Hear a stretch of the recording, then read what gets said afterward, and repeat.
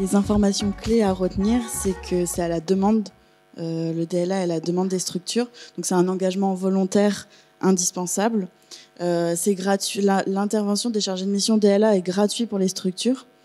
Il y a le libre choix du prestataire, c'est l'association ou la structure de l'ESS qui a le choix sur le prestataire.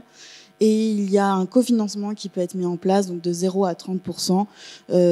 La situation financière ne doit pas être un frein à l'accès au DLA. En Nouvelle-Aquitaine, il y a dans les 12 départements 8 opérateurs, 8 opérateurs différents.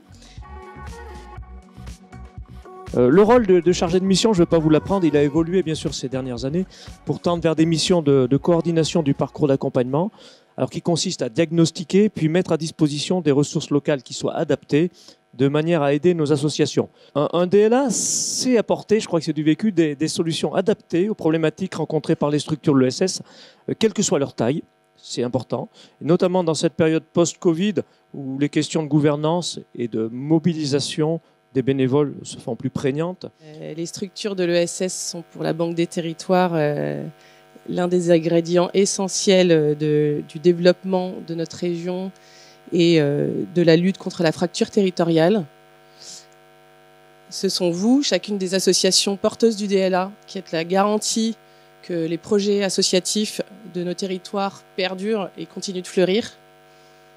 Donc c'est pour ça qu'on est convaincus que notre soutien au dispositif local d'accompagnement aux côtés de nos autres cofinanceurs, l'État, la région, est capital.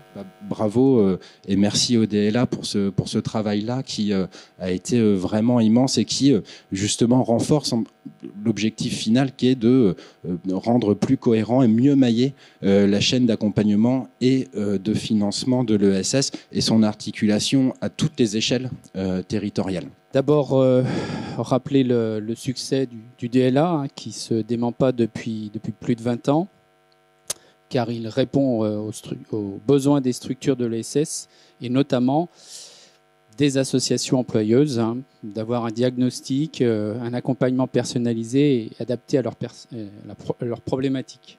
Ce qui fait la vitalité d'une démocratie et ce qui donne du sens à l'action collective, c'est tout ce que portent les associations.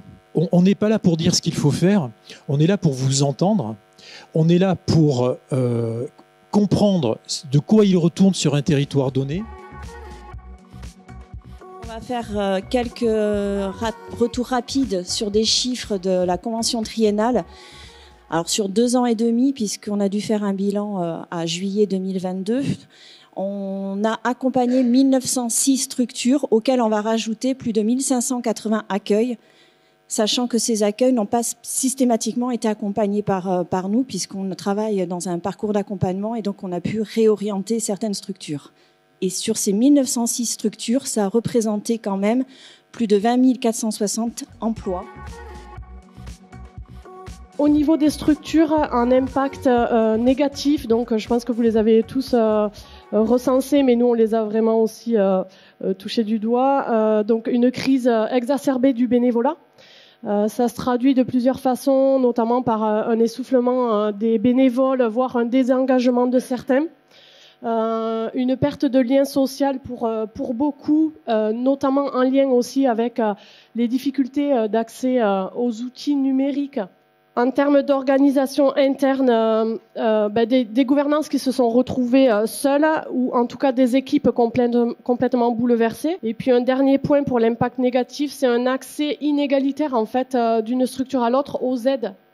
Parfois, parce qu'on a eu beaucoup d'informations, beaucoup de mails, les structures aussi, mais elles ne s'en sont pas emparées de ces informations-là de la même façon. Donc on était là pour les accompagner là-dedans, mais c'était pas évident. Et côté impact positif pour les structures, donc toutes ces difficultés finalement ont imposé aux structures du coup de retravailler sur leur organisation interne, de redéfinir les missions des acteurs, acteurs restants, ceux qui étaient là au niveau des équipes, un besoin de retravailler leur façon de communiquer en interne mais aussi en externe. En tout cas, ça les a poussés pour beaucoup à redéfinir une nouvelle stratégie globale d'intervention. Donc concernant l'impact par rapport à notre travail et notre action auprès des associations. Alors moi, je tiens déjà à féliciter tous mes collègues parce qu'il a fallu s'adapter et s'adapter et s'adapter, des fois alors qu'il n'y avait pas les moyens d'adaptation. Juste vous redonner un peu la méthode d'animation qui a été portée sur cette triennale avec des réunions mensuelles d'équipe DLA. Une fonction aussi du DLA régional qui est d'être relais auprès des pilotes des centres de ressources de l'AVIS, on a entendu Jean-François Simon tout à l'heure. Et puis ce lien avec les partenaires régionaux sectoriels pour traiter un certain nombre de thématiques qui peuvent être liées alors soit à des secteurs, soit à des enjeux spécifiques, des enjeux autour des politiques sectorielles. On peut penser à la région, on a entendu Guy Dassault ce matin, les OPCO, le mouvement associatif, etc. En tous les cas, cette porte d'entrée qu'est le DLA régional pour des besoins d'accompagnement sur les territoires.